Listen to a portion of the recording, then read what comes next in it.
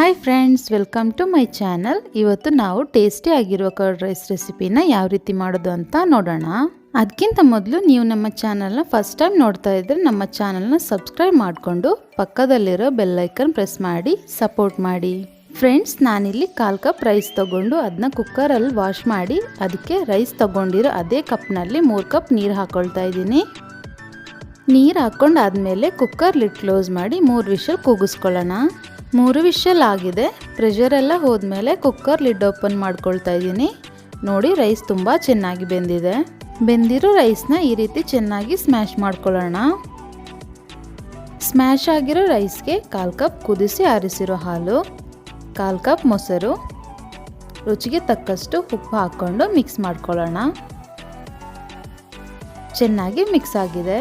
ಇವಾಗ ಒಂದು PAN heat ಮಾಡಿಕೊಂಡು ಅದಕ್ಕೆ 1.5 ಟೇಬಲ್ ಸ್ಪೂನ್ ಆಯಿಲ್ ಹಾಕ್ಕೊಳ್ತಾ ಇದ್ದೀನಿ. ಆಯಿಲ್ ಬಿಸಿಯಾಗಿದೆ. ಅರ್ಧ ಟೀ ಸ್ಪೂನ್ ಸಾಸಿವೆ ಹಾಕ್ಕೊಂಡು ಚೆನ್ನಾಗಿ ಹೊಡೆದ್ಮೇಲೆ ಅರ್ಧ ಟೇಬಲ್ ಸ್ಪೂನ್ ಕಡಲೆಬೇಳೆ, 3 ಒಣಮೆಣಸು, 1 ಈರುಳ್ಳಿ ಸಣ್ಣದಾಗಿ ಚಾಪ್ ಮಾಡಿರೋದು, 3 ಹಸಿರುಮೆಣಸು, 1 ಎಳೆ ಒಗ್ಗರಣೆ ಸೊಪ್ಪು, ಸ್ವಲ್ಪ ಸಾಂಬಾರು ಸೊಪ್ಪು ಹಾಕ್ಕೊಂಡು 2 ನಿಮಿಷ ಫ್ರೈ ಮಾಡ್ಕೊಳ್ಳೋಣ. ಫ್ರೈ ಆಗಿದೆ. ಇವಾಗ ನಾವು ಮಿಕ್ಸ್ ಮಾಡಿ ಇಟ್ಟಿರುವ ರೈಸ್ನ ಆ್ಯಡ್ ಮಾಡ್ಕೊಳ್ಳೋಣ. ಜೊತೆಗೆ ಸ್ವಲ್ಪ ದಾಳಿಂಬೆ ಹಾಕ್ಕೊಂಡು ಚೆನ್ನಾಗಿ ಮಿಕ್ಸ್ ಮಾಡ್ಕೊಳ್ಳೋಣ. ದಾಳಿಂಬೆ ಇದ್ದರೆ ಹಾಕ್ಕೊಳ್ಳಿ, ಇಲ್ಲ ಅಂದರೆ ಸ್ಕಿಪ್ ಮಾಡಿ.